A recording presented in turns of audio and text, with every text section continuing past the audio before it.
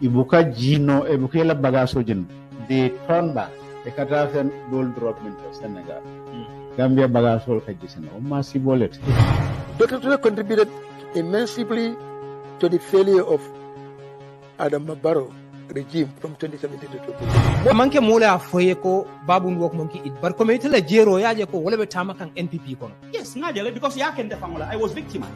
Who the party executive president ya bulobula among intervene because atele sonta yenna the political campaign. Baro e munafo mone ning arta hanarta ko men ko be jaralale we transport people from Mali, Sierra Leone and other countries but we are going to do it. Pour que mol transport ni nalana can support for 5 years on mo isia proud bari ita fono la ko ha minister la jodo atale ngati nga minister tal allowance la fa mol membe duma minister patata nyaonya mol membe marché to jendan jaay o famasol do Sénégal membe bolon kono wolle patata minister ti woton te balafa no la minister e ka fo minister la jodo atale nga balafa wanto director la jodo atale nga balafa Yaya has the political power. Yaya has the political popularity in the Gambia. Hanipi, molbe lafering alale, anu hanipi, ala yamaro na futa molka anga. Let it be put straight that marriage should be between a man and a woman only if they reach the age of 18 and above, or if they reach maturity, because people could be matured before they reach 18. So every year, the GFF receives $1 million from FIFA, $500,000 in January, and another $500,000 in July. I greet you all in the spirit of Gambianism. Man la sen bokk sen xarit Pa Ousman Joof. Excuse my looks. It's not very important. I just woke up today and thought I should do this video. It's been a while, at least a little over a month since I came back from the Gambia.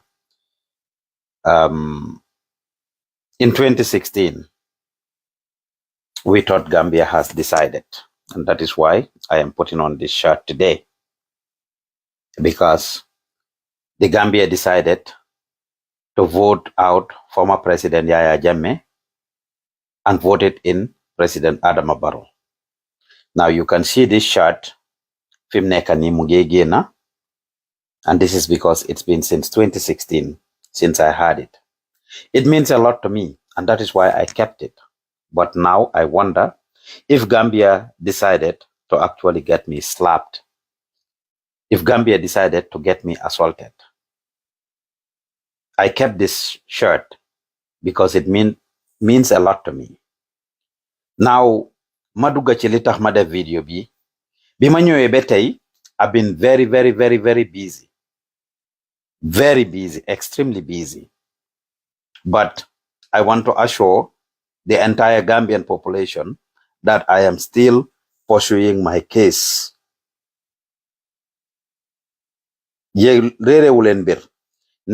On May 31st, 2023, a week after I arrived in Gambia on an official mission, that I was assaulted in Banjul during the swearing-in ceremony of Mayor Rohimali Glo and the elected councillors of BCC.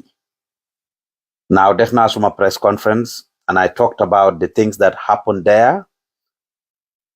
I decided, to the best of my ability, to follow due process and to make sure that I allow the state, I allow law enforcement, I allow the institutions and all stakeholders to follow due process and do what was right to do. Now, on the 31st of this month, it will be 3 months, 90 days. As an ordinary citizen, I believe in the rule of law, and I don't want to do anything that is out of the ordinary. But I want to tell I.G.P. SANYANG and his men that justice delayed is justice denied.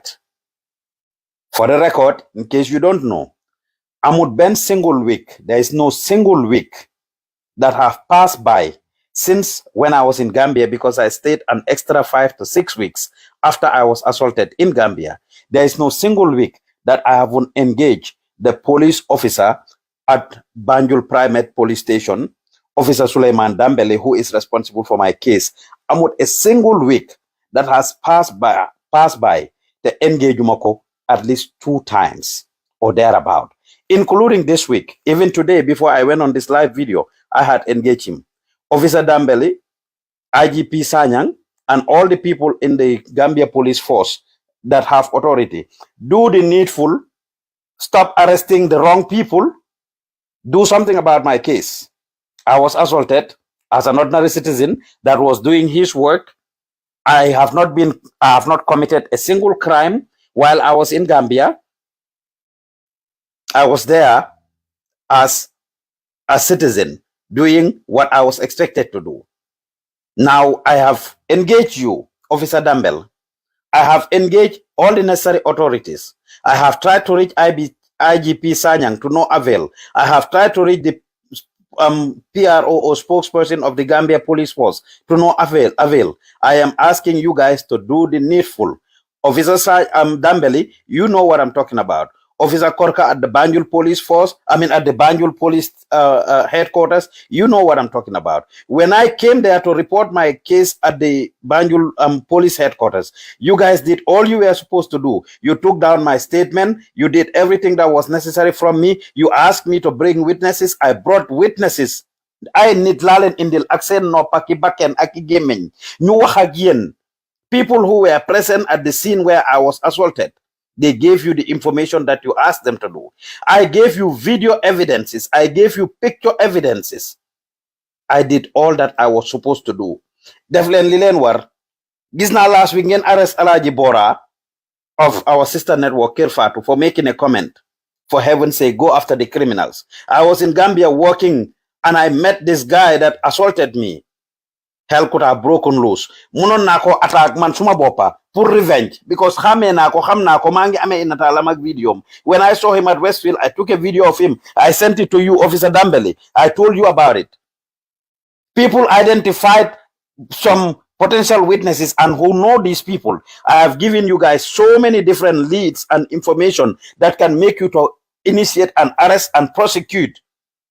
I am aware that the state has the ultimate responsibility, right, and capability to prosecute, and nobody else can do it. The Gambian state, the Gambia police force, this is not a fight between me and you. When I did my press conference in Gambia, I said it. I gave kudos and saluted the Gambia police force because at the time, they were the ones that protected me. If not, these NPP thugs would have killed me possibly. And the young man who was on the scene, Malik Cham. I haven't laid this to rest. Malik hasn't laid it to rest. Nyunko topa betay. Waktu wahajot. I was busy. It's gonna be about 3 months on the 31st of this month. Do something about my case. Do something about my case. Now, to the public, I haven't laid this to rest. It has been happening in Gambia. People get assaulted. People get abused. Political parties have done this to us. I have said it over and over. Yaganako wa Gambiansi. Nelen political parties, do everything. Man, Pa Ousman, Gambian talents, every single political party in the country, for the most part, big parties, yep, suma timbi amne nyok nyom encounters. They have slapped and called my, workers' names by the UDP folks. The same thing has happened by the I have had similar experience with APRC back in the days. Mentioned na cases during my press conference. Now the last person or institution we will take it from is the ruling party. Your role is to protect the people. Is to protect the people. This is not political. For politics. I didn't.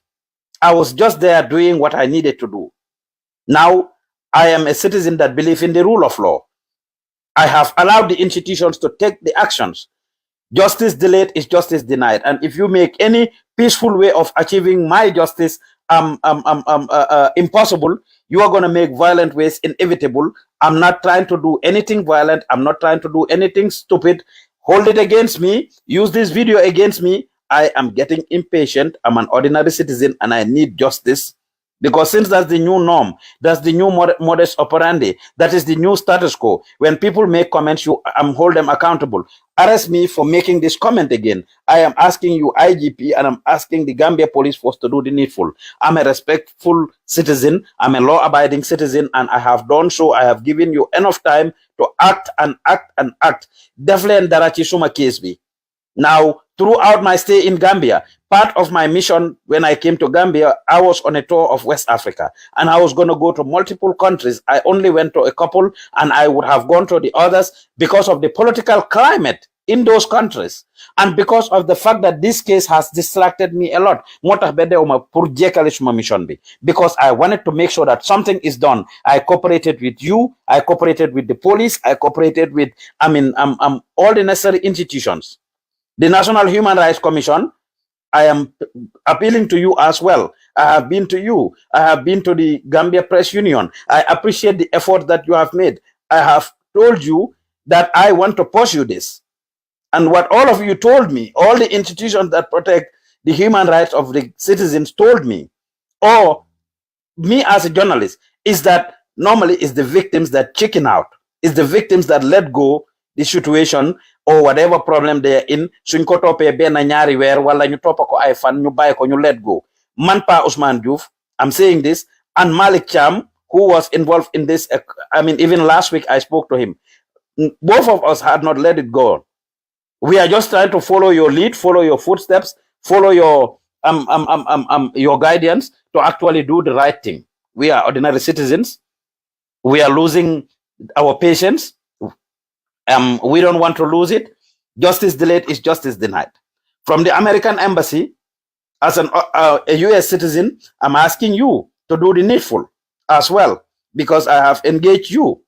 I'm not going to go into details with any conversation I had with anybody yet, but I'm asking all the institutions in Gambia that are responsible for protecting the human rights of the people. I'm asking the American embassy in the Gambia to pursue this as they would have done so if I was a white male Caucasian.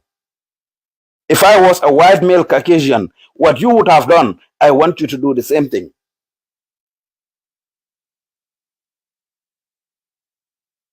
I have not given up, and I'm not going to give up. The people who abuse people's rights in the Gambia should be brought to book.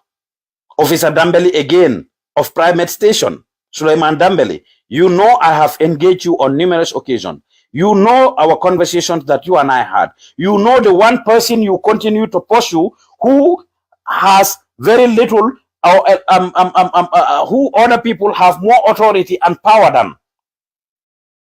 But you continue to pursue that one person instead of going after the other people that have given you, who you can potentially call, for questioning. But because you are scared, or whatever the reason is, I.G.P, engage Officer Dambeli, have him get on my case.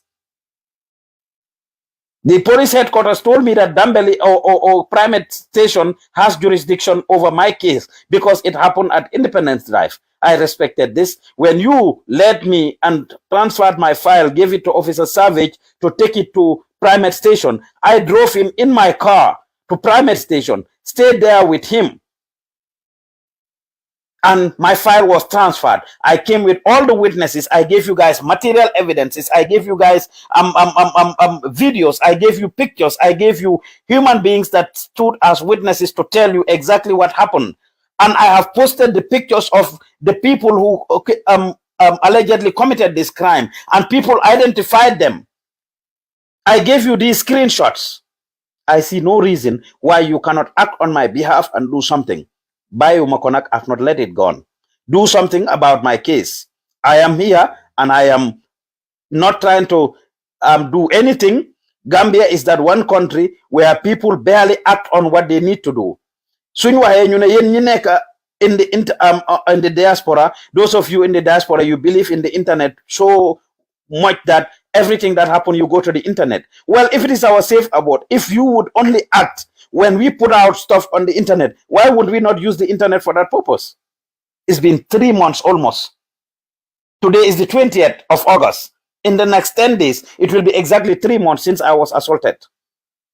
Unless I reach out to you, Officer Dambeli, you don't respond to me. You don't come back to me to tell me efforts that you have made. And all the other institutions that I'm dealing with, this is the status quo and the modus operandi. All of you that are involved, that are stakeholders in this, I am appealing to you to do the needful. It doesn't have to take, it didn't have to get to this level. It didn't have to get to this level for something to be done about my case, for something to be taken, for some action to be taken, whether it's from the police level to all other stakeholders that I mentioned. I would like to see people take action. I would like to see people do something. Now, last week, I've had conversation with some of you, and I said this, I don't want to really go out there. I don't want to be in the public. I appreciate the efforts that have been made, but no institution, no individual is doing me a favor. Every single person or institution that is involved in this, and Gambian people are paying you to do the work that you are supposed to do. Somehow, somewhere, you're being paid with taxpayers' money, and you just need to do the right thing to actually act and act on behalf of victims like myself. I'm not doing this for myself. Like I said, man, I was slapped. And slap be meeting for several minutes, and I don't appreciate it. But Malik Cham Mintoj Gemenyambi, Malik Cham Mintoj Bakenambi. That young man and the people like him. This is not anything. America la neka su nyange suma amuton insurance suma deme ER dinañ ma topato faj ma bema wér. I'm not doing this for me. But I would like justice to be pursued, and justice delayed is justice denied. Nima assault cannot be working on the streets of Gambia free. Again, all type of evidences to arrest those people. Again, a whole other people, arresting them like Alaji Bora. I'm not going to go into that nitty-gritty. Arresting them and keeping them for days for comments that they make. When you have all types of evidences that I've given you that you can use to initiate something. The Attorney General and Minister of Justice, I am calling you into this as well. Jotona Exisa institution, Jotoma Exi, because I shouldn't have been the one to actually reach out to you, whether verbally or in a written form. But I am telling you to do the rightful thing. Because yena am jurisdiction, yena am the right, yena nekasen call, pungen actually take some action. And I would like all necessary institutions to take some action against the people who assaulted me. I don't want this to be a civil matter. I can take it up. I don't want it to be a civil matter. Did them issue this institution, that institution. That is my last resort. I want criminal proceedings to be initiated against these people. So I'm therefore calling on all the necessary stakeholders, institutions, and individuals to do something about it. Especially Officer Suleiman Dambeli, of the Banjul Primate Police Station. I am calling you personally because I have engaged you for a couple of months while I was in Gambia. Every single time I called you, I text you, I sent you messages. I have engaged you on numerous occasions.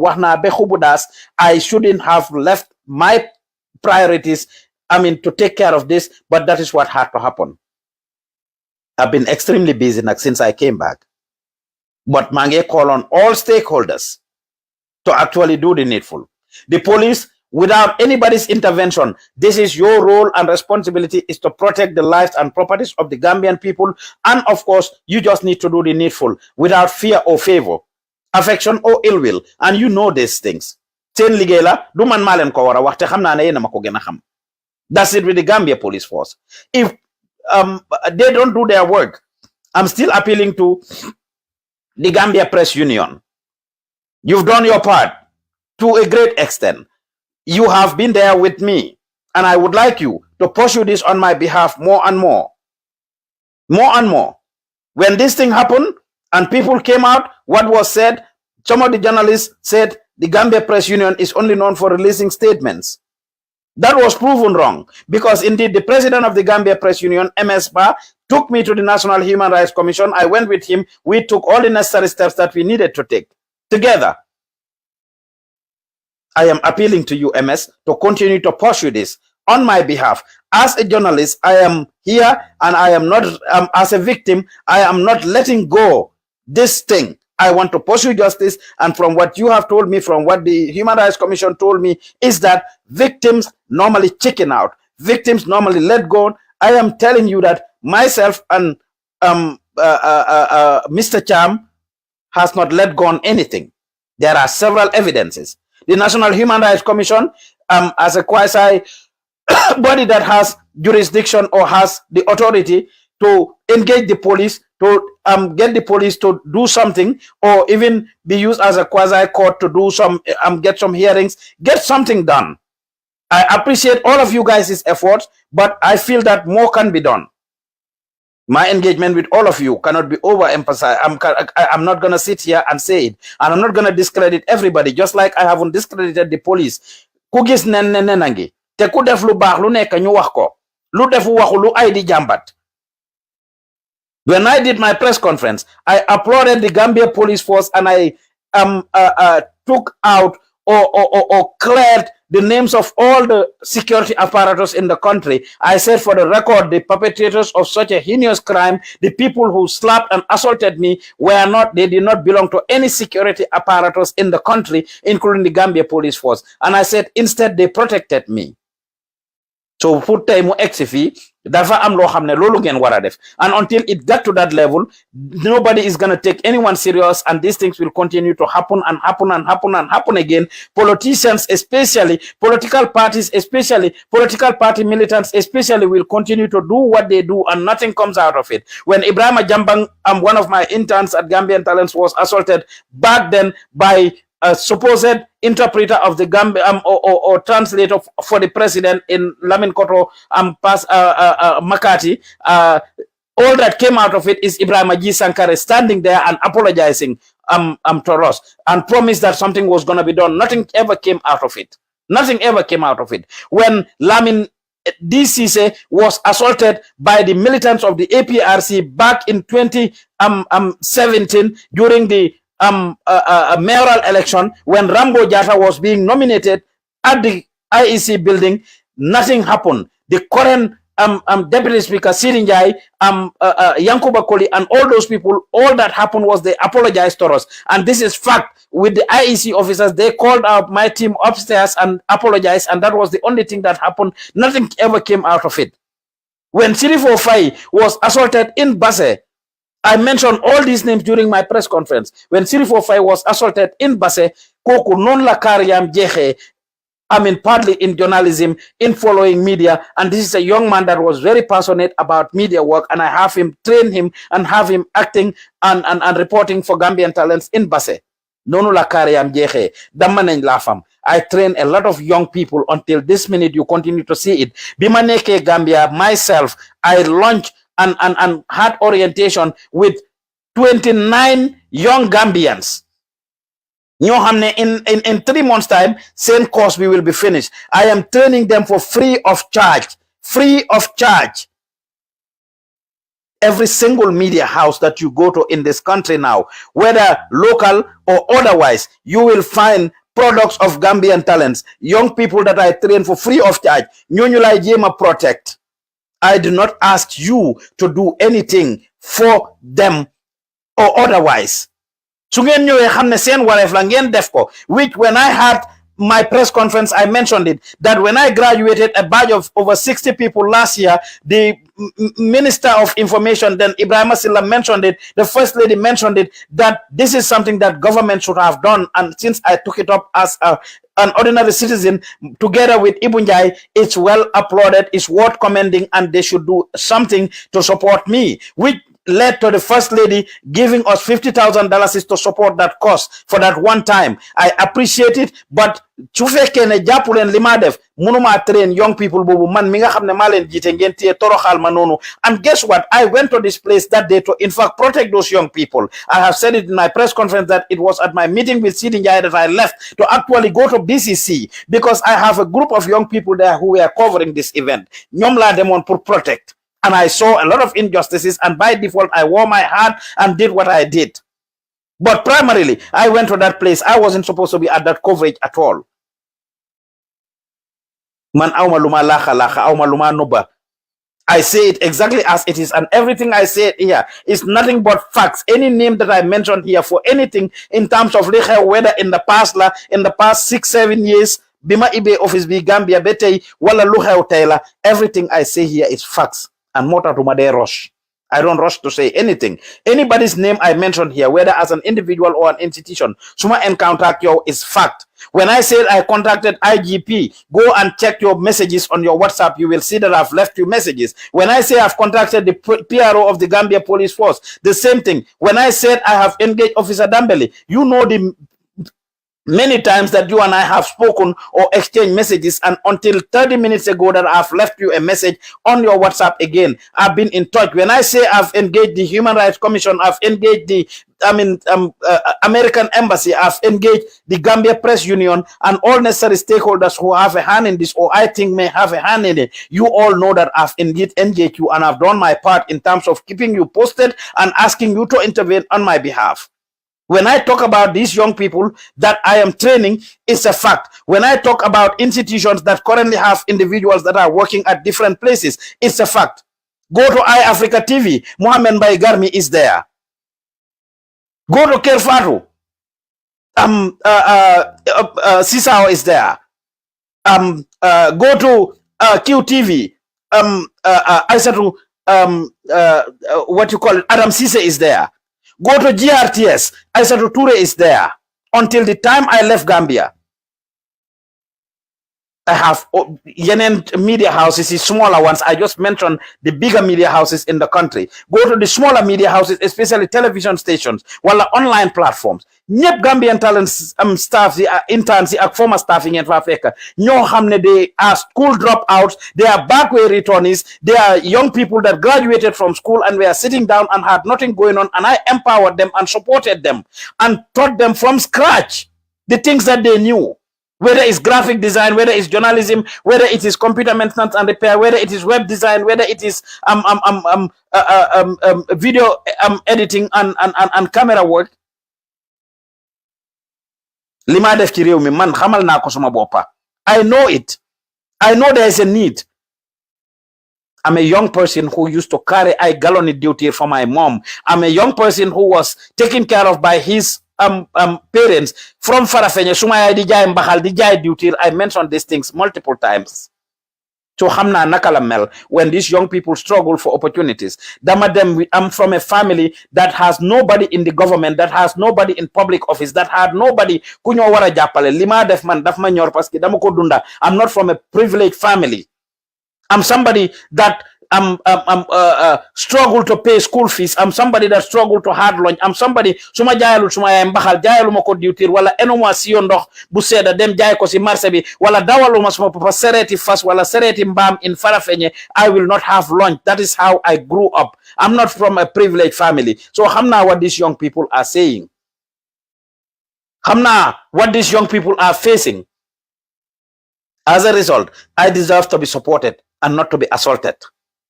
I'm asking for the Gambia Police Force to do something about this situation. I'm asking the Gambia Police Force to do something about this situation. I train young people for free of charge, and those young people la banyen damasene laugh. You all saw it when they came to visit me, to bring me a lot of gifts and stuff to thank me. When I organized the party for the current badge at the beach, you were there, you saw them. This is something I do for them every single time, every single year.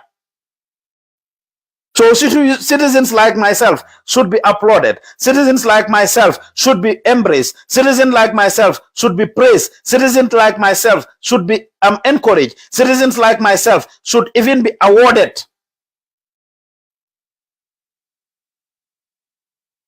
and be given the opportunity to thrive. But everything Luma Sohla si deka bobu nono is a big frustration, is frustrating to the last dot. Passion at knowing how good my cause is what keeps me going. Is what keeps me going. But every system frustrates me. Every system frustrates me. Every system frustrates me. Individuals, companies, institutions, government institutions, private sector, parastatals, everything is frustrating in that country for the most part. So on the love we have for the country, they can close the chapter for it. And again, I'm not doing this thing for anything but to pursue justice and teach a lesson to those that are doing these things. They should not be walking free on the street and continue to do the same actions that they did to me and other people. So therefore, I ask the IGP to act. I ask Officer Dambeli to act. You know the evidences that I've given you. I am saying that I am willing to cooperate with law enforcement. I'm willing to cooperate with anybody, any institution, any person who is a stakeholder or has a hand in this or can do something about this to make sure. And I'm calling on anybody who knows the videos and the pictures that we have posted and we shared and that I have shared with the police. If you have any leads, if you have any information about these people, please help us to bring them to justice, to bring them to book. Link dafa wrong. Te waruñ ko continue di def ken. This is not why Gambia decided. This is not why Gambians voted for this President Adama Barrow in 2016 and in 2021, and it needs to stop together with any and all other political parties that are involved in doing such things. Mange wax ne we say no to this, and it's important that something be done and done about it. Ma wax ko ci olof. I.G.P Sanyang ak ki nga xamne moy Officer Dambeli maa ngi leen a ñaax pour ngeen def seen kéemtalaay kàttan pour loi tegu ci kaw ñi nga xam ne ñoo ma toroxal bi ma ñëwee Gambia. ma ne maa ngi sol t-shirt bi gis ngeen ne lii yëpp mu ngi génn fi mu nekk nii dara taxul ma sol ko but because it means a lot to me. In 2016 bi Yaya Jammeh di génn bi Adama Barrow di waat Sénégal dama doon jooy ki ma nekkaloon ci téléphone bi at that time Iva Sarr mi ñu nekkaloon foofu nekkal ñu Dakar. I mean, the cover the live coverage of President Adama Barrow swearing in Dakar mu ngi mel ni tey over 24 hours ñaar fukki benn fan maa ngi toog fi ma toog joguma suma añ suma réer suma ndeewoo yëpp foofu la ma fekka the report pour make sure ne Gambian people bi am nañ access to the information that they needed. ñu def suñ kéemtalaay kàttan nag bi ñoo wax ne Gambia has decided t-shirt bi ma sol nii this t-shirt decide duñ woon pour ñu ñëw mbéj ma man. Decide duñ woon pour ñu toj gémmiñ ak bakkeni Malick Thiam dañ decide woon pour réew mi texe pour réew mi nekk ci jàmm pour doomi Gambia moom seen boppa mun a toppatoo seen soxla ku ci nekk mun a def li nga war a defar réew mi te dara du la ci fekka. bi ma ñëw Gambia dama ñëw depuis 2017 laa géej Gambia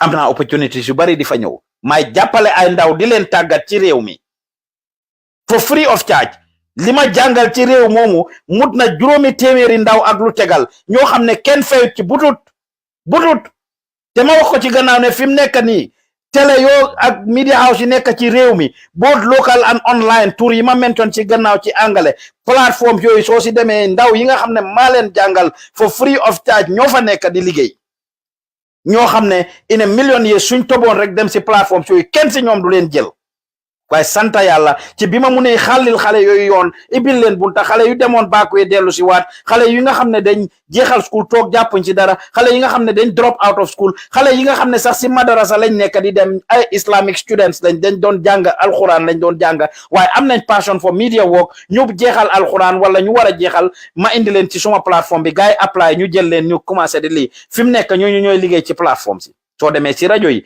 am naa young people that are managing media platforms in Gambia media platforms ñoo xam ne suma plateforme lañ jaar nothing less than 4 different media platforms in Gambia ñoo xam ne ñu amee management bi ñi ko jiite ay ndaw lañ ñoo xam ne they would have been there and not have access to anything te wax naa ko the most prominent person si ñooñu sax kooku yàlla dafa def mu xawal laago sax nag he is a differently able person muy Moussa Daxaba mi nga xam ne Bansang la jógee Doobo ngeen gis ko mu wax storeem nettali ko ne moom bi mu jeexalee school toog foofu noonu mbokkam yeeg xaritam yeeg everybody ñi moromanteel yépp dañ génn ñii dem Europe ñii dem backway ñii ñëw America ñii tukki different place ñii dem Kombo moom because of lim laago because of the fact ne he's a differently able person mu toog foofu noonu amin Bansang Doobo jàpput ci dara nekkut ci dara mu contact ma through WhatsApp multiple times ma ne ko mënuma laa jox foo dëkk waaye soo ñëwee ci Kombo gi xamal ne amal naa la métier kooku dama ko jàngal métier ba tey I'm happy to tell you ne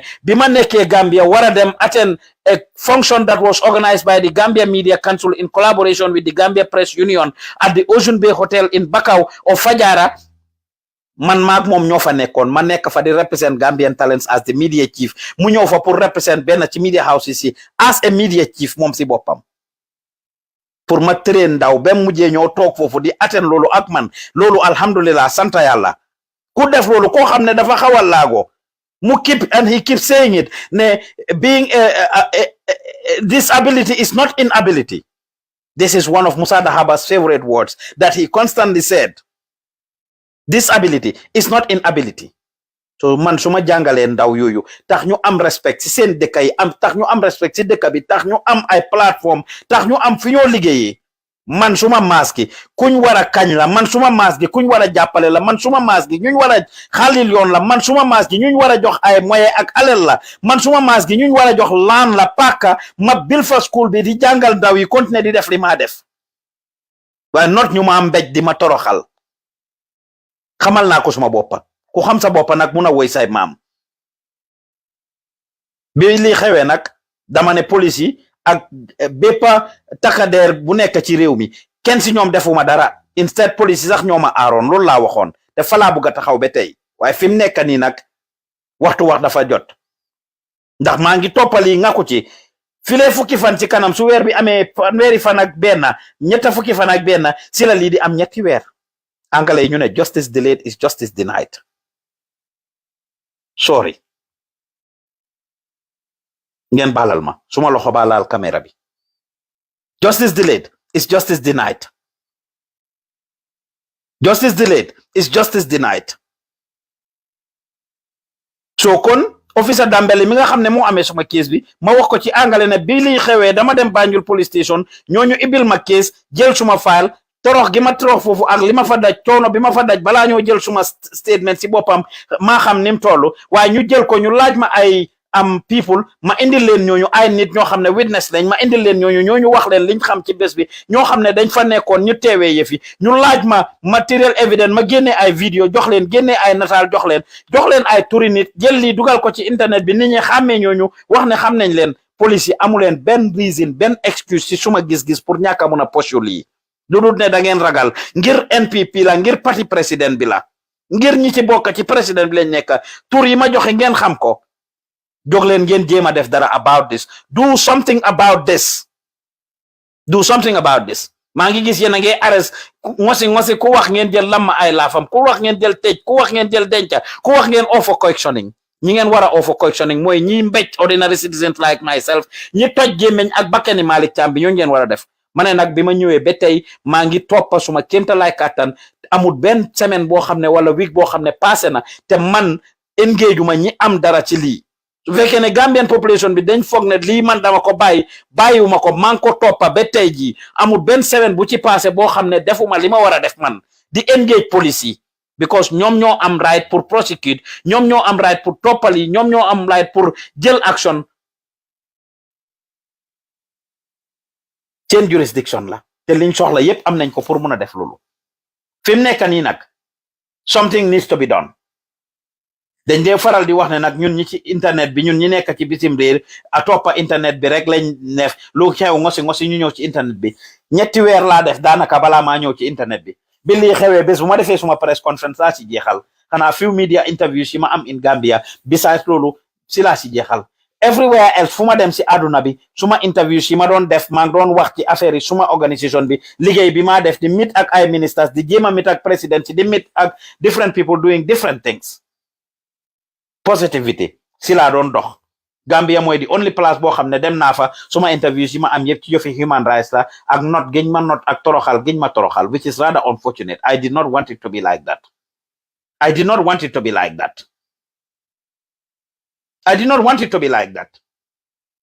maa ngi jàppa suma ñaambur nag Gambia gi ma nekk wala fi ma jógee fu suma jumbax bi rootee maa ko bugga ci suma xol te li maa defa réew mi damaa continuer di ko def seetuma ci toroxal giñ ma munta toroxal over the years. I continue to do my utmost best, but what I have to say is very important pour ñu xam lii Washington gi ma dëkka nii sometimes situation si moo dee tax ma wax ko wala ñiy toppa suma personal page bi gis ngeen ko last year man Pa Ousman Joof I was awarded here as the African Non-Profit Executive of the Year in Washington State in the year 2022.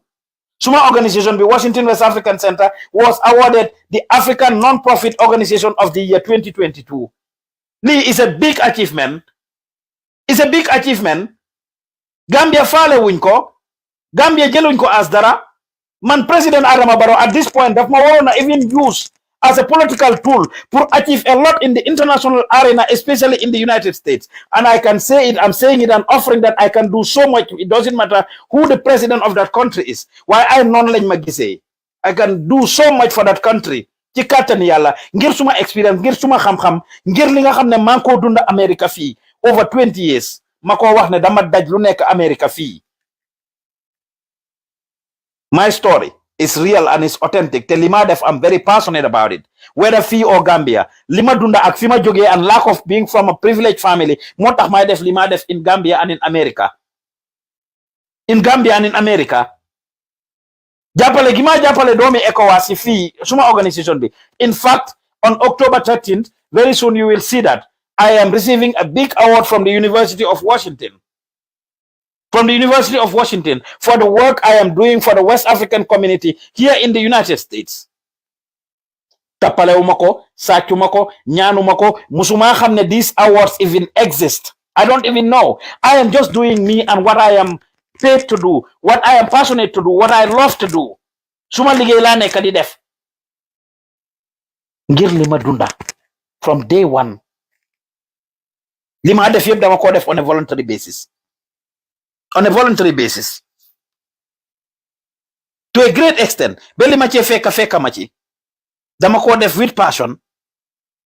Whether awards ma am lag, whether recognition lag, whether xaalis ma se jele lag, whatsoever. Lu ma ci amit xamna ne dama ko ci deserve because dama ko liggéey. Gambian Talents, hey, if you don't know, depuis 2006 la ko set up Mark Ibu Njie is one of the oldest Gambian online platforms. Ñu bari ñu ñoo ciow tay jamono joju probably sax juddu wuñ ñi nga xamne ñoko create wala ñu fa jité wala suñ juddo yi tamit they were little wala bok ñu nge wine and dine with the former president Yaya Jammeh wala ñu ci dëkk bi def li bi ñoo def li di encourage and the promote Gambian talents, the promote Gambian culture, the promote Gambian civil society and the voice of the people du tay depuis 2006 ba tay la li luma passionate about la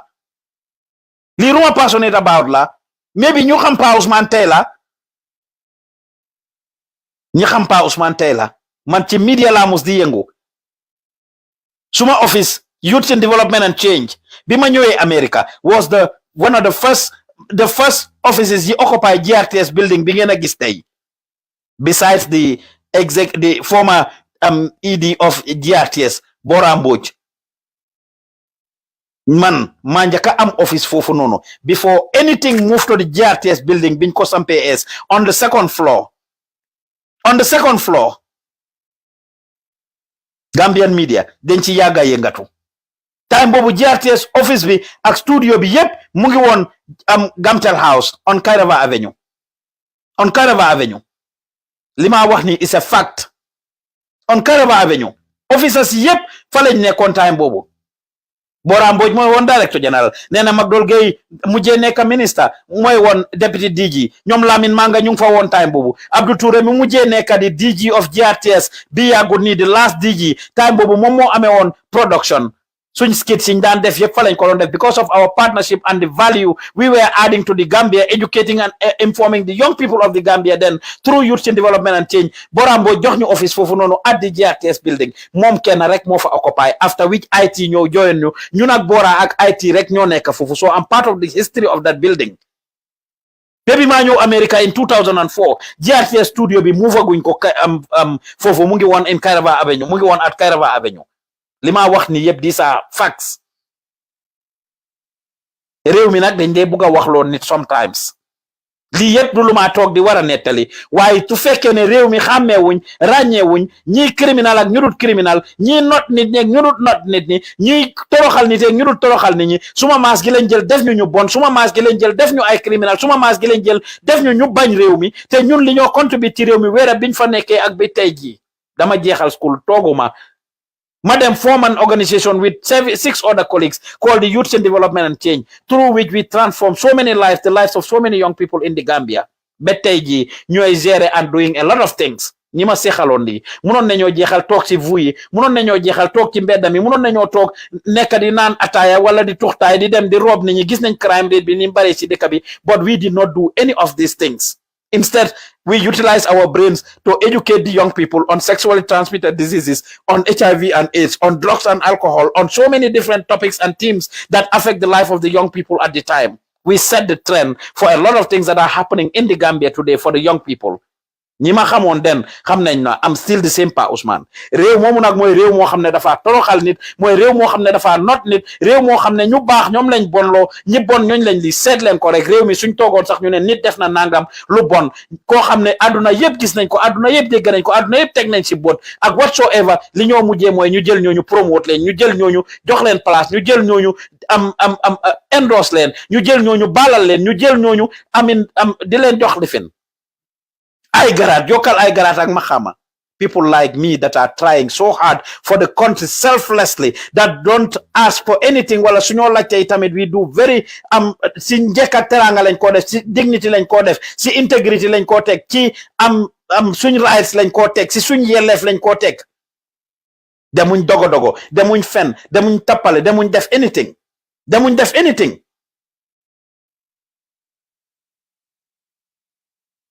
loo xam ne dafa teggi loi loo xam ne dañoo jaar si suuf nekkuma one of those people that bribe anybody for any service suma loxo ci kaw dem naa Gambia ba ñibbi not a single person have I ever bribed to have anything fu ma war a dem yëpp dem naa fa li ma war a lijjanti yëpp lijjanti naa ko ñi ma war a mital yëpp jéem naa mit ak ñoom whether accept nañ ma acceptuñ ma ubbil nañ ma seen bunta ubbiluñ ma seen bunta jaaruma si benn back way I followed the protocols I followed the procedures I followed the bureaucracy I did what I had to do. I continue to promote Gambian culture and tradition. 2 weeks ago, Lafi organized the Sounds of Africa Festival, in the history of Washington State, in the several artists from different parts of the African continent, represented different cultures by default, because it's the first time. Nyan lañ fa gëna represent sulu dara sax Gambia ak suñ tribes yi. Ñana fa opon Gambian si, Pol yi, Jola yi, Olof yi, Saraxule yi, Mandinkai, etc. Not only that, the highlight of the program, 3 Gambian artists never perform. Pa Omar Jack was the main act for live band performance. Sound was set with everything you see it. Pa Bobo Jobate, the same thing. You organize workshops. These people represented us and showcased our culture, our tradition. Ibrahim, Jogebe Alaska, Momit Munyo, Starboy. A young Gambian artist lives in Alaska. Ñu indi ko mu jógee Alaska ñëw ba fii. We flew in musicians from all over to come and do this. The Mamite ak Ahmad Ba wax naa ko how much money my organization, the Washington West African Center, brings into the Gambia the past year alone. Nothing less than $2 million is for support the Gambian entertainment and cultural industry. Man, bés buñ ma mbéj bés bi lii xew Ahmad Ba laa jógee mital office am jógee fa dem office Sidi Njie pour mit ak moom in his capacity as Minister of Tourism and Culture, because maa ngi leen doon jéem a inform about the work that we are doing and even invite him to this festival that just happened in August. Dem si office Sidi Njie di mit ak moom in his capacity as the Deputy Speaker of the National Assembly, because I do a lot of advocacy, for the country, about West Africa and things happening to West Africa, and I'm engaging West African governments to talk to them about the different work that my office is doing. Gambian entertainment industry. In the past 2 years, I have engaged nothing less than 30 different artists. I work at Gambian, and nothing less than 7 to 10 different acting groups or comedians and stuff. Ñi nga xamne théâtre la ñoo def. We put money on the tables of those people. We put money on the table of those people. We have engaged with nothing less than 3 to 4 different producers, music producers, and videographers, and social media influencers and pages. Man, xamna li ma def ci rew momo. And it's intentional. It's intentional. Sometimes some of you who know about Yidak, some of you who know about the things that I have done and we have done in Gambia, doruñ ko tay. So man nekuma an opportunist ku just ñëw tukki bitim réew rek commencé di def li ma def. Déedéet. So deserve ma li ma réew moomu def ak liñ ma def di ma toroxal. Bu yàggut barki Dembo Njaay laa fi jot letter. Minister of local government and lands. Depuis the past ñenenti at yep maa ngi toppa from different ministers ñuy dem di ñëw every time ñu dégg ngeen taxatee laan yi paaka yi ngeen a jël di joxe fu nekk dama soxla laan pour build a school bi maa defal ndaw yi ci dëkk bi toppaleen ci ñu laajte xaalis ñu jox leen kayit yi ngeen soxla yëpp ñu jox leen lu nekk barki dem Njaay bi ma ñëwee Gambia benn ma dellu si nii nothing less than 20 times laa dem si office boobu ñoom ñëpp xammee nañ ma every day maa éeg di wàcca kenn mënul maa wax fu kayit yi toll ba eventually dama am pour request to have a meeting with the minister loolu moo lead to ñu bindama kayit ne ma unfortunately amuñ fuñ la jox amuñ la paaka amaluñ la paaka every day ñu dégg ni ñeena caxate ne dëkk bi di caxate laan yi ak paaka yi ci réew mi ñu bindama ne reject ne naka amuñ paaka buñ la jox amuñ laan we don't have anything to give you. That country does not encourage me. It does not encourage people like us. So foreigners su ñëwee ngeen jël paaka yi jox leen jël laan yi jox leen ñi nga xam ne nekkuñ di def dara lu meaningful xaalis bi ñoo liggéey yëpp dañ koo jël génneewaat ko out of the country they ship it out of the country they ship it to their countries. People from different countries, they come to the Gambia, they sell you a dream, they sell you a business idea, ngeen jël laan jox leen, ngeen jël paaka jox leen, ngeen ibil leen bunta yi, give them all the necessary incentives, including tax breaks and whatsoever. Gars yi génn luñ liggéey ci dëkk bi, everywhere ñu jël suñ foreign currency bi génnee ko, luñ liggéey génnee ko dëkk bi, luñ liggéey génnee ko dëkk bi, ba tax dëkk bi munta parle am foreign currency biir dëkk bi. People like me that are struggling, doing so much for the young people of the Gambia, training them, giving them skills for free of charge, allowing them to make mistakes, allowing them to learn genuine practical and everything, getting them employable skills. Suma maas gi leen jël di toroxal suma maas gi leen jël di not suma maas gi leen jël di xañ dañ bugga boobu beneen affaire la affaire Ministry of Lands, whether it has to do with the politics, it has to do with anything that is happening. bi li xewee rek si la ma gaay bindam after going there for over 20 times li ma fa nekk within the 2-month period bi li xewee bi ma jógee fa lañ ma seen letter ñu ne reject nañ suma application bi wala they don't have anything to allocate to me at this point. Gis nga that country is a like seriously, I don't even like to say it. The way you treat people like us that are genuinely contributing to the development of that country. And the funny part is all of you that are in this position don't stay there forever. Like I said, dama meet with Minister Abba SANYANG ma dellu si waat less than 15 days ñu génnee ko or mu resign. Abba is now an ordinary person. He's now an ordinary person. Bim nekkee foofu anything that he could have done to get this going. I sit and see ministers, people right now as we speak.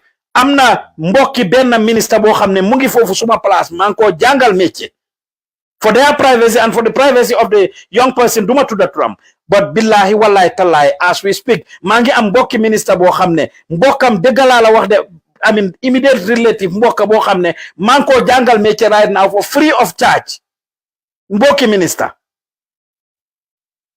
Ministers he come, permanent secretaries he come, directors he come, people in different because the reality is lima jangal xale yi mënu leen ko jangal lima defal xale yi yéen mënu leen ko defal xale yi you can't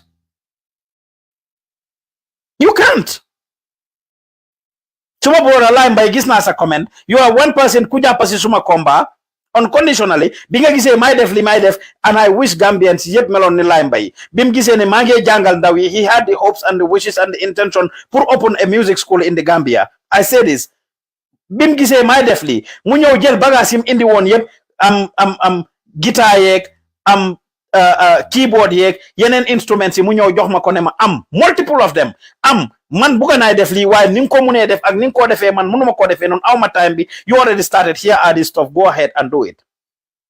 Partly reason why project boobu kickstart wuñ ko ba tey is because of xataayi place bi again comme ni ma ko waxee land bi nga xam ne maa ngi ko ut boobu ba tey munuñ koo joxe. You collect people's money, citizens like us that are trying, that is not doing this for profit. For the record, them len I encourage and empower anybody who buga xam man Pa Ousman meguma a single butut from Gambian talents. A single butut musuma am a salary from Gambian talents. Not even a single penny. Man Pa Ousman. Suma loxo ci kaw. Musuma am a single penny from Gambian talents. Instead, dama nekk di support project bobu nono. For the young people of the country, genuinely. So ku ci liggéey in any ministry, ku ci liggéey in any place, and these are all just so many things that happened.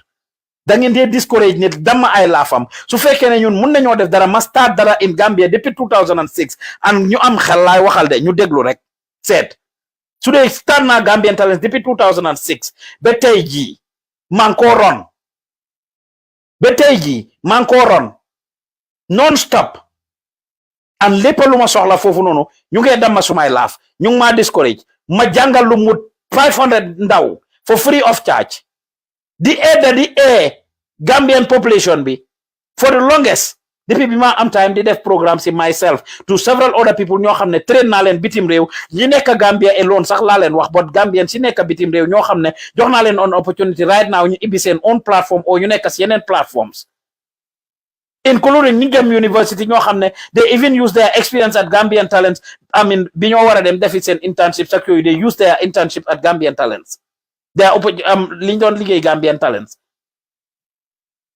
ma def loolu yépp ba tey jii basic things yi ma soxla mu tar jógee ci nguur gi ma nekk America fii start Washington West African Center 2017 laa ko start ba tey jii ma employ 8 people set it up from scratch start launch a festival get it to a project that mashallah mu ngi taxaw I am doing so many advocacy outreach and other things helping people with rental assistance will build payment with transportation have an after school program for the kids doing program for the seniors or the grandma I have so many structured programs and activities that are going on I set it up from scratch supported by the cities counties state federal government as well as philanthropic organizations rek with all the hiccups fu ma taxaw wax ñu déglu ma mun a win the African Non-Profit Executive Director of the Year 2022 the organization that I started happened to win the African Non-Profit of the Year 2022 and right now I'm about to be awarded by the University of Washington. This is not a small achievement for the Gambia. Like I said, President Adama Barrow, or whoever the president is, should have been able to welcome me with open arms, discuss Ousman and see what can be done to take that country far. Lima def lo xamne sax man ko def te yegulen ko whatsoever ngeen taxaw si.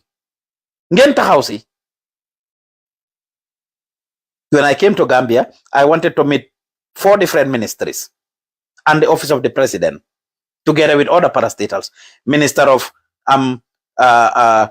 Youth and Sports, Bakari Baji, who I met, Minister of Tourism and Culture, Ahmad Ba, whose office, his personal secretary, I consider to be the most unprofessional civil servant there, Secretary Tangarabi, because of my engagement with how dama ñëw sax di ko laaj ba name baajam bi di nobba baajam bi ma ko laaj turam ak fan la suma situation bi tollu as a citizen, as somebody that came to a request to meet the minister, went and submitted a letter jaarale ko in the right place. If nothing, Tangara mo am the biggest stakeholder Silima def mo am a Gambians abroad, because I was going to talk to him like I met with the Minister of Foreign Affairs in different countries to talk to them about the work that my office is doing for the citizens of their countries and Gambians in Yungi over Barry Washington fee. Then over Barry fee.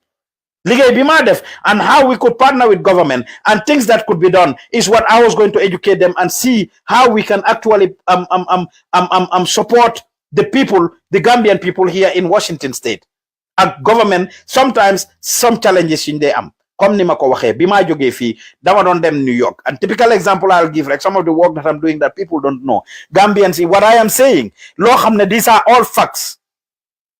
Bima joge fi New York la nek, I receive a call that a Senegalese guy is arrested and ñu ko detain. Benen dekala deka sax bo dañ ko detain indi ko Washington State fi, and my office had to intervene. Guess what? This is somebody that was that is being accused of a crime. Bo xamne mu ngi in court, case bi jeexagut. American immigration, USCIS, ICE, them arrest ko noonu téye ko dugal ko ci same detention center bi fii ci Washington State, Tacoma, ne dañ ko delloo ji Senegal.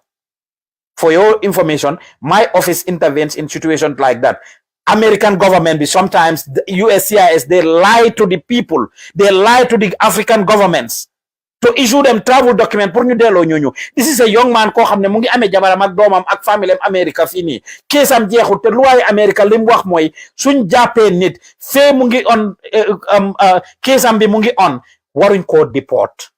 immigration waruñoo am dara lu ñoo def ak moom dañ war a topp kiis bi ba mu jeex tàkk balañ koo delloo ji suñ demee ba convict boromam nag dañ ñu door koo def waaye suñ government si they don't listen to they don't know some of these things su America ñëwee rek ne leen kii criminal la indil leen charges rek a lot of them issue travel documents. I was going to educate our governments about some of these things. Whether Tangara jotna suma letter, whether permanent secretary or any of them, I never got any official response from any of this office from Tangara's office. And I've been there multiple times. Security everywhere. His personal secretary, you will hear back from us. The minister is not here. The minister is here. The minister is busy. The minister is that. I asked, okay, what is the status of this letter that I submitted here? I followed bureaucracy.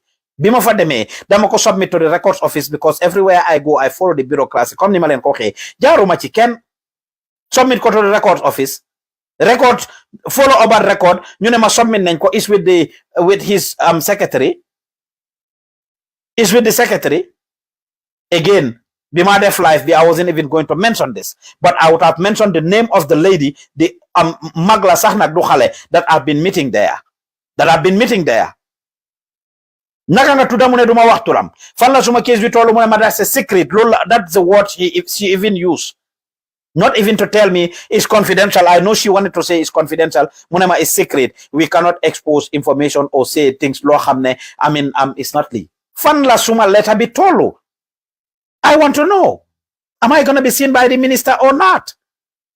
If not, can they even create a courtesy? Lima wax nono was one of the things that I was going to enlighten them and the type of support that we provide. Last year, beneen example bi ma doon joxe a Gambian brother died here koo xam ne daf doon dawal Uber ñu rey ko ngir ay nit yum ep jànxi tubaab ak benn boy African American in no time dañ ko daf leen ep si motom bi rek within 3 minutes ñu sut ko rey ko Gambian laa leen a wax de li tax minister Tangara waroon maa gis man but maybe ñu ngi ko jàppa personal and otherwise li ma doon pare discourse ak ñoom that they don't know a Gambian was killed here in Washington day ñu toog teguñ ci 1 year si time COVID bi teguñ ci 1 year family am ne they are facing I mean a lot of burden tubaab family ñu nga xam ne ñu ngi dëkkal Las Vegas toog foofu every day ñu ngi gisanteeg seen doom bi ñu ne de loolu is very painful ñoom dañ bëgg a gis seen family member bi so ñu ngi request bail. The family reached out to me. We mobilized the community and went there. George B on this particular day was very much ready to grant bail to this person. Mune, this is not going to take long. It's going to be a very short hearing. In fact, for now, 30 minutes la allocate on for that hearing that day. 30 minutes la allocate. By the time the two attorneys spoke, the family spoke, the next person could speak. Bima waxe be pare. Together with, of course, coupled with all the other things. But I have no doubt the fact that we were structured, the fact that we were organized, the fact that I was talking from an authoritative perspective. George Biron Pare make decision. Dafa am pour turn over decision ambi. Mune Lee is not a case I will judge today. I will make a hearing on today. Give me time. I need to go dig deeper because then federal courtroom bobu kerak be am ñu nekk ci biti bima ko informé about that ne ko the courtroom is full and we have other West Africans outside and Washington State is home of over 20,000 West Africans and we cannot rest our laurels. We want justice to be done. We cannot sit and see this family ñoo xam ne ñoom seen doomi dëkk deena seen doomi dëkk moo rey ñun suñ doomi dëkk mu toog fii nii nekk fi di nekk a person of privilege ñoom ñu ngi mun a gisanteeg moom on a video call every other day ñu ngi toog si seen kër ana ñun suñ doomi dëkk biñ rey ana ñun suñ doomi dëkk bi nga xam ne ñàkk nañ bakkanam ana ki nga xam ne ñun duñ ko mos a gisaat ñoom they can even see their loved one on camera on a regular basis. Judge bi dafa overturn decision am pour wax leen the power of the work that I am doing that Gambia and Gambians don't recognize, that don't know. I'm not just here ne dama nekk di waxantu always. In this case, justice needs to be sought. That's what I'm doing here. And bi ma ñëwee ba toog ak American embassy bi, the deputy ambassador and everybody else and the consular and everybody else dégg nañ li ma leen wax. I want justice to be done and I want all stakeholders. Motax ma fatali American embassy ne su fekkone ne der bu weex la American citizen la su fekkone ne der bu weex la Caucasian a white male Caucasian dinañ don top case bi def sen kemtalay katan up to the last dot. To mang leena ñaax ñom tamit pour ñu def sen kemtalay katan with their engagement. Now, if I heard from them, everybody and seeing the progress that is being made, Magis action being taken, duma don defly, and I don't want to continue this. Ñun li ñoo wax laxa ci play wuñ ci game, nobu wuñ ci nekku ne dara lañ ci sentu, but justice la buga pour mu xew. But réew moomu nag daf ñu dee not ci lu bari loo xam ne ñu ngi ko bëgg ñu war koo mun a defar réew moomu te defuñ ko. These are just some of the examples of work that I am doing that I would have shared with Minister Tangara and see how best we can support. Then you talk day last year, about 13 West African citizens, majority of whom are Gambians, no day fee to Washington State. Suma office, Tahawufa, somehow, somewhere, to provide the families with support. Either you fay new bi liñ ko sulé wala ñu jappalawante ak family bi pour fay ko wala ñu jox family bi xaliss ñu fay ko delo ñu wala ñu dimbalé leen jaarale leen through yoon yi nga xamné mom lañ wara def pour mëna delo ji body bi back home wala ñu sul boromam fi and li lo xamné la dañ ci dé soxla the office Minister of Foreign Affairs especially embassy pour ñu intervene jappalé ñu ci kayit yi nga xamné dañ ko soxla man de li la doon bëgg mité ak yow Mr Tangara. Unfortunately, ma meeting bobu nono. Maybe you took it personal. Nonu la ko gisee. Maybe because of this issue. Maybe dangen ma daw. Maybe bugulena defak man. Whatever the reason. Lolu de la len don buga mital. Pour discuss with you some of these issues. Domi Gambian defi ñu war ko fesul. Ñu am luñ soxla kayit buñ soxla. Another example of lolu moy bala ma fe joge dafa am benen jigen bu joge ci ben ci dekk Africa yi. Bima fe joge. Sierra Leonean jigen. Dafa dee ci néegam ñu ko ut gisuñ ko suma office has this authority where anybody that goes and you Google West Africa or Africa organization or institution in Washington State suma turi organization be pops up. And I was contacted while I was in New York. Ne kii dañ soxla dimbal. Of course, through the partnership we have with different institutions, eventually kooku mujjee na ñoo gis kisi gestu be xam ne Sierra Leone la jógee because gis nañ last turam rek ñu xam ne turi african la ñu contact gis suñu organisation bi ak keneen ñu contact eventually kii mujjee na ñoo def ba lijjanti famille am fi mu jógee ba wax ak ñoom ba seen ndax dañ bëgg seen loofan bi ñuy delloo ko Africa wala dañ bëgg pour ñu sul ko fii famille bi decide ne nañ ko sul fii kooku man bés bu ma duggee si plane bi pour dem Gambia wala Senegal si lañ ko sul de jébal ko boromam. These are things that my office is doing that probably people don't know. America kenn ñaanut yàlla si àdduna bi pour xam sax susan nit dee lan nga war a def and Gambians and Africans here don't know or need to know what they have to do su fekkee ne seen loved one passed na away or dena. They don't need to know. And my office is actually playing a big role in that. Now guess what? From our Giving Back to Africa project bi ma ñëwee Gambia dem naa Ibo Town distribute fa bagage dem naa si marché bi dem naa si madrasa bu nekk foofu distribute fa bagage dem naa the home of the elderly and shelter for the disabled or shelter for kids and home of the disability no shelter for kids and home for the elderly boo xam ne is under the Ministry of Social Welfare. How did this happen? Maybe Tangara mi ma doon xañ meeting moom ak office am nañ laaj Ministry of Social Welfare luñ ci jëlee bi ma requesté to meet Minister Kinte ak office am moom nekkul fa permanent secretary bi or for whatever reason ñu defaama to the DPS bi ma meetee ak ñoom xam nañ njëriñ bi loolu am because immediately dama meet ak ñoom ma make arrangement dem def inventory ma génne leen ay bagage yóbbu ko si place bi nii because I had a shipment that just arrived in the Gambia and we are working with them and trying to see how best we can try to support the social welfare department ak seen needs si surtout that particular institution boo xam ne visit naa ko njëriñ rek a si am suma Tangara mënutoon am mit sax yóbbu ma pour ma meet ak some of these people. It would have been a great thing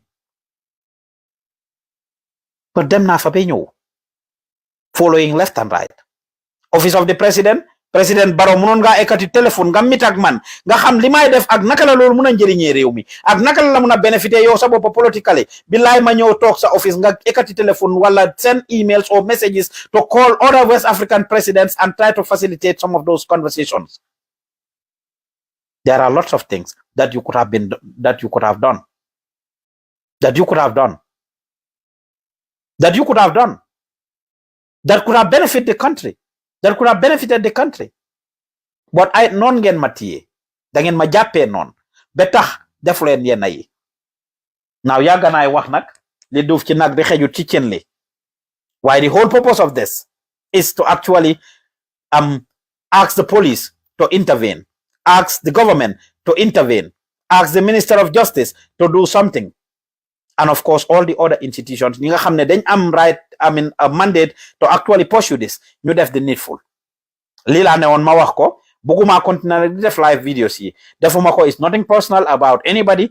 Genuma wax dara lo xamne it has to do with suma meetings ak yeen for the most part in terms of revealing names. Ñi ma jotta wax sen tour fi ño xamne mit na ak ñom, even institutions ci ma wax sax respect na enough to not mention names and stuff, but I would like to see some action being taken. It doesn't matter who is responsible. Ku nekk na nga def sa liggéey rek. Ni ma ko yàgga waxee su ma daan def lu tax Gambia du dem so ne Gambia open up war mat na tool. Ku nekk na nga bay sa war jàppa fi nga war a jàppa def li nga war a def su ko defee réew mi dem kanam. Ku nekk defal sa wareef. To Pa Ousman di def wareefam na keneen def wareefam. Like I said, I'm not person that laxa that beat about the bush. I say it as it is, and ñëpp xamee nañ ma ko te it li ma def yëpp ci facts laa koy base. No speculation. Toguma jiñ fi kenn dara wala wax dara loo xam ne amut. Like I said, Officer Tangara or Minister Tangara, if you are not aware, go and find out from your secretary.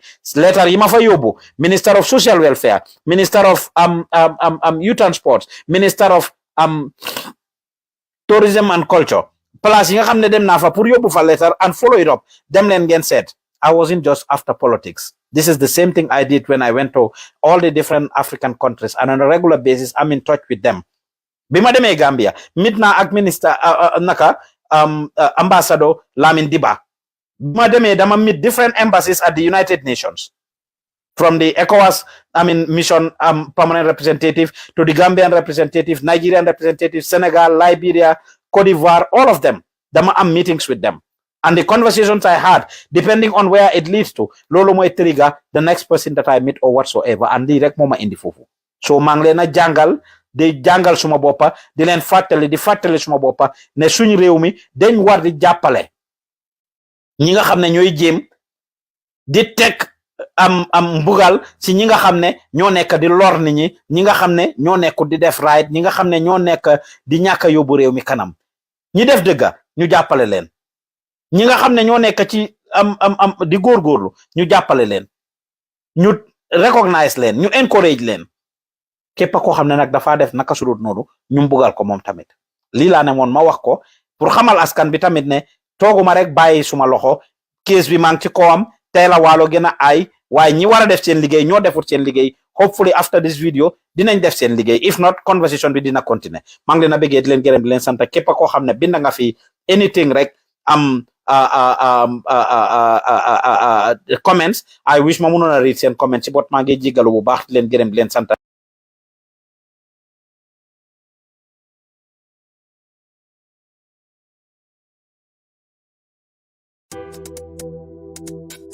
ku yor du sa xët te quality jas na ñoo yor seen cumbukaay tur day uyu borom jas na pire soo ko bëggee fii si biir Gambia bi dawal foofu sa quality jas na your number one stop shop.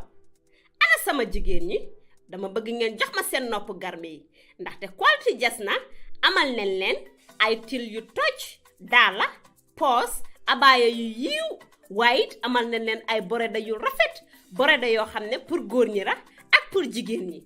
Amal nañ leen body scrub yi nga xam ne nii dafay defar seen yaram bam nice waaye it fàttewuñ fa diw yi. Ana sama jeeg yu pare yi quality jas na amal nañ leen fa andi cuuraay yu neex, house spray ak bépp xeetu baax pour seen biir néeg. Dama ne atum ren jii ku sa jëkkër mere ku ne yow la neex ndaxte quality jas na ñëw na si dëkk bi pour defar sëy yi. Makeup artist yi bàyyi leen gannaaw, ñu ngi leen fa amal ay makeup product yu quality. Waxu leen léegi nii foofa sa Westfield jàkkaarloog monument bi wala nga jokkoo quality jas na si 250 0124 ak quality jas na. Taaral sa bopp, taaral sa néeg, waaye it dëggal sa alaaji aas.